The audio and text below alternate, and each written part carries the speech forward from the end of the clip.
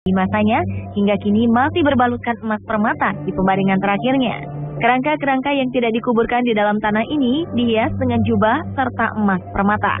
Kerangka yang dianggap sebagai badan-badan surgawi dari tubuh para tokoh-tokoh agama di gereja-gereja Eropa ini dibiarkan berdiri, duduk, atau bahkan terbaring. Dan berikut on the spot telah merangkum semuanya dalam 7 kerangka berlapis emas permata.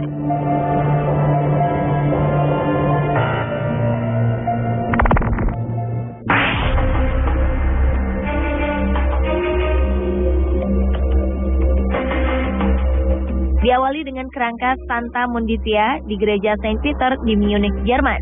Kerangka yang terbaring di sebuah peti kaca di dalam gereja Jerman ini merupakan jasad dari seorang perempuan.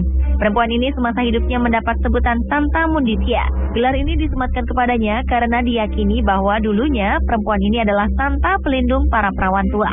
Konon ia memiliki gaya dan perangai yang unik, bahkan terkadang terbilang cukup aneh untuk kehidupan modern. Kini kerangkanya tersimpan di dalam peti kaca, berhiaskan pakaian emas dan manik-manik yang indah. Bahkan alas tempat Santa Mundizia berbaring di peti kaca juga berhiaskan benang emas.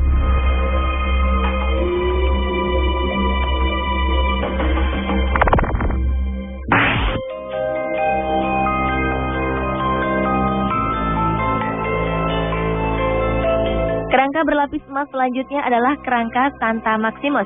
Kerangka berlapis emas permata ini terletak di Bierglen, Swiss. Kerangka yang berada di sebuah gereja di Swiss ini merupakan jasad dari Santo Maximus yang hidup pada abad ketiga hingga 4. Ia merupakan seorang tentara Kristen yang menjadi martir di Adrianopolis, sebuah kota kuno di Bulgaria. Atas ketaatannya, sejak abad ke-17, jasad Santo Maximus yang telah meninggal disemayamkan dengan posisi berdiri di depan altar sebuah gereja kota di Bierglen. Tubuhnya masih dilapisi jubah emas dan batu permata. Tak hanya baju jubahnya yang berlapis emas, namun helm yang dikenakan Santo Maximus juga dihiasi dengan puluhan permata serta kalung-kalung emas yang menghiasi wajahnya.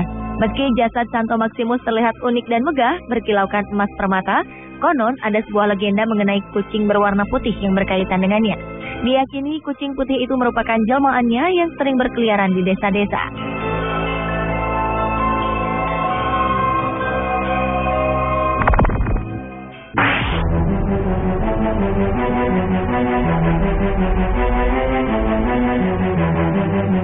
Kerangka ini diyakini sebagai Santo Valentinus.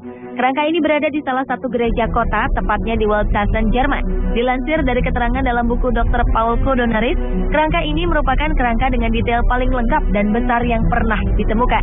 Tubuhnya dihias dengan berbagai perhiasan cantik, mulai dari mahkota daun berbahan emas, kalung emas bertahtakan permata bernilai tinggi, hingga baju jubahnya yang berlapis emas dan bebatuan Swarovski. Konon bebatuan ini dibuat secara khusus pada zamannya.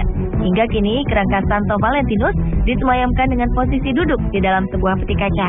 Peti kaca ini sengaja dirancang khusus bagi pemuka agama Kristen.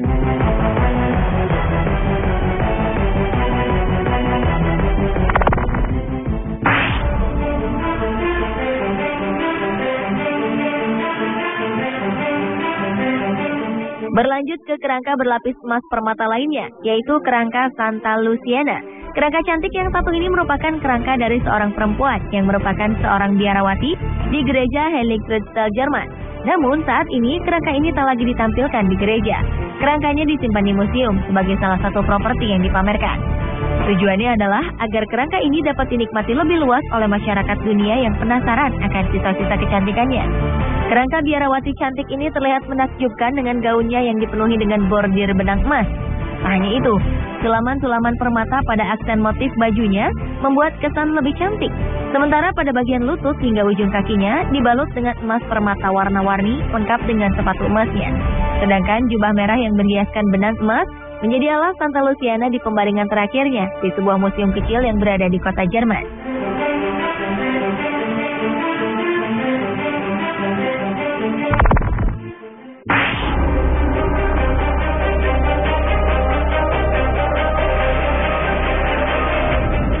Selanjutnya adalah kerangka tangan Santa Valentin di Bad Schöneberg, Jerman. Kerangka tangan tokoh agama perempuan ternama ini nampak kian cantik dengan cincin-cincin bertahtakan batu permata. Bahkan jemarinya juga dihiaskan dengan sulaman benang emas yang cantik. Kerangka tangan ini cukup menarik perhatian, terlebih dengan pose kerangka yang seperti sedang membawa obor. Demi menjaga kerangka ini dari kerapuhan, tulang belulang Santa Valentin ini pun dibungkus dengan kain kasar tipis. Namun hal itu tidak mempengaruhi kondisi kerangka. Kerangka tangan ini masih memperlihatkan tulang belulang berbalutkan pakaian berlapis emas, lengkap dengan permata-permata yang menempel pada tiap bagian baju.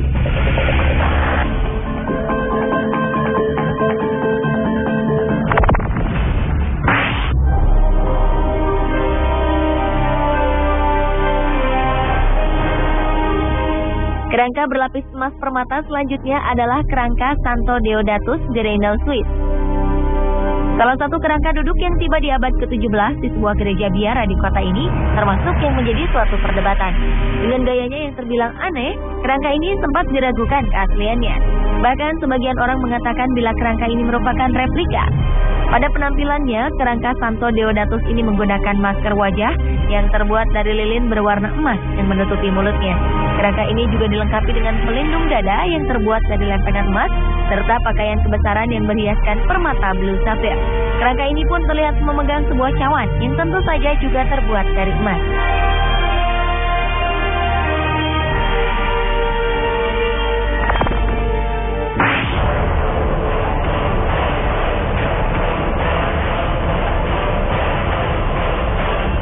Dan kerangka berlapis emas permata terakhir adalah kerangka Conrad II.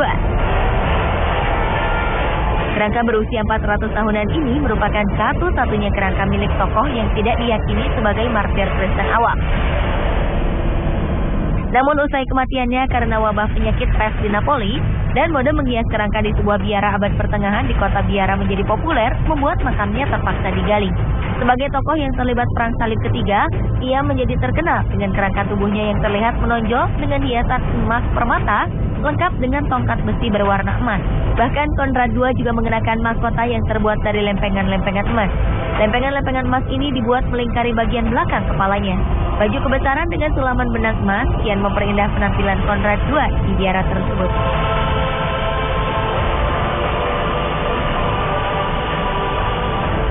Pemirsa, itulah ketujuh kerangka berlapis emas permata versi On The Spot.